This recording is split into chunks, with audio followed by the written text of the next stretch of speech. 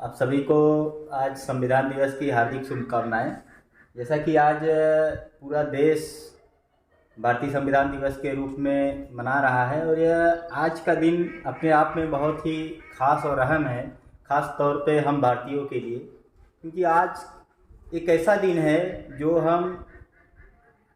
जानवर से इंसान की श्रेणी में हमें रूपांतरित किया गया, परिवर्तित किया गया एक ऐसे ग्रंथ के माध्यम से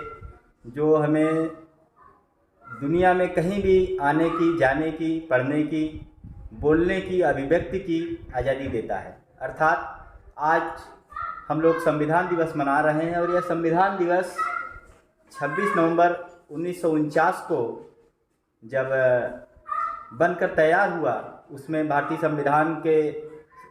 प्रस्तावना समिति में, ड्राफ्टिंग कमेटी में जितने भी हमारे सदस्य थे उनको नमन करता हूँ। उस ड्राफ्टिंग कमेटी के जो चेयरमैन अर्थात जो अध्यक्ष थे डॉक्टर भीमराव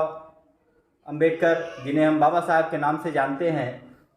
उनको आज पूरा देश नमन कर रहा है। नमन करने का कारण ये है कि उन्होंने भारतीय संविधान के रूप में जो अधिकार दिया, वह अधिकार इंसान को इंसानियत के साथ जीने का अवसर देता है। वह एक ग्रंथ है हम सभी भारतीयों के लिए, जो एक माध्यम है। पूरे देश में हम कहीं भी पढ़ाई कर सकते हैं, जा सकते हैं, अपनी बात को रख सकते हैं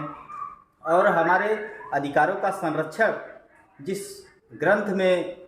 है वह ग्रंथ है भारतीय संविधान। भारतीय संविधान अपने आप में बहुत ही ऐतिहासिक घटनाओं को समाहित किए हुए है, क्योंकि भारतीय संविधान में देश की आज़ादी के बाद,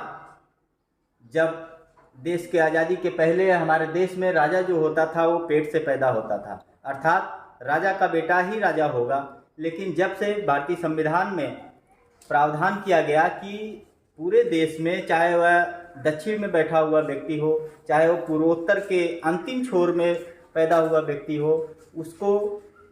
एक बराबर का अधिकार दिया जाता है। और वह जो मताधिकार दिया गया, चाहे वह गिरी कंदराओं में, जंगल में रहने वाला व्यक्ति हो, या राजा का बेटा हो, या संसद में रहने वाला पैदा हुआ बच्चा हो, या देश के किसी भी बड़े धनाढ्य परिवार में पैदा हुआ व्यक्ति है, उसका बच्चा है, जब वह 18 वर्ष की आयु पूरा कर लेता है तो उसको एक मत देने का अधिकार जो दिया है वह भारतीय संविधान में दिया है। अर्थात वह जंगल में रहने वाले व्यक्ति की भी एक वोट की कीमत उतनी ही है जितनी एक राष्ट्रपति की है या राष्ट्रपति के बच्चे की है। अर्थात संविधान ने पूरे देश को एक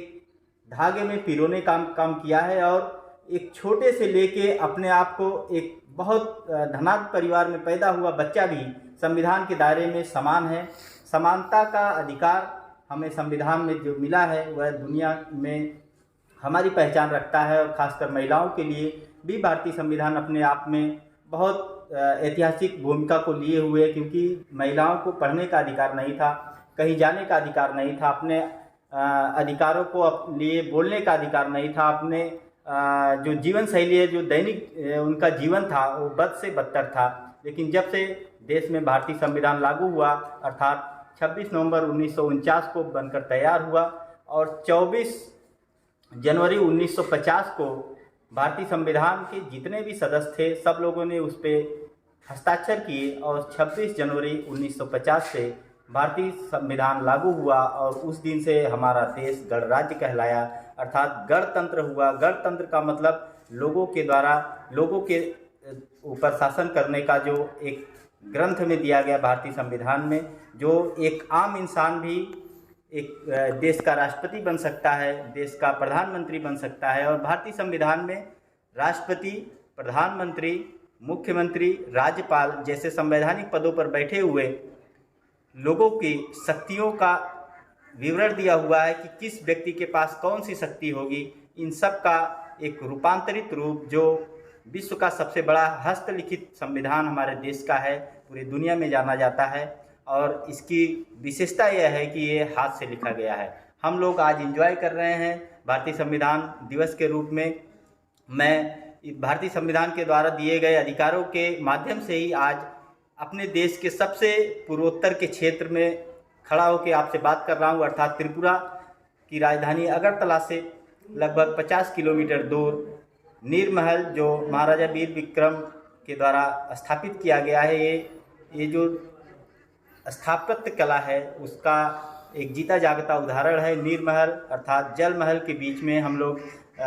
यहाँ पे खड़े होकर आप सबसे रूबरू हो रहे हैं और पूरे हर्षोल्लास के साथ भारतीय संविधान के द्वारा दिए गए अधिकारों का हम लोग लाभ उठा रहे हैं। और आज हम लोग ऋणी हैं जो भारतीय संविधान में जितने लोगों ने अपनी भूमिका का निर्वहन किया है उन सबको नमन करते हैं। खास तौर से भारतीय संविधान के निर्माता बाबा साहब डॉक्टर भीमराव अम्बेडकर को आज हम इस रुद्रसागर झील के नीरमहल से खड़े होके मैं बाबा साहब को भी नमन करता हूं कि उन्होंने हम भारतीयों के लिए एक ऐसा संविधान दिया जिससे हम या हमारे पूरे समाज को, हमारे पूरे देशवासियों को एक पहचान देती है। पुनः आप सबको भारतीय संविधान की हार्दिक शुभकामनाएं। जय संविधान।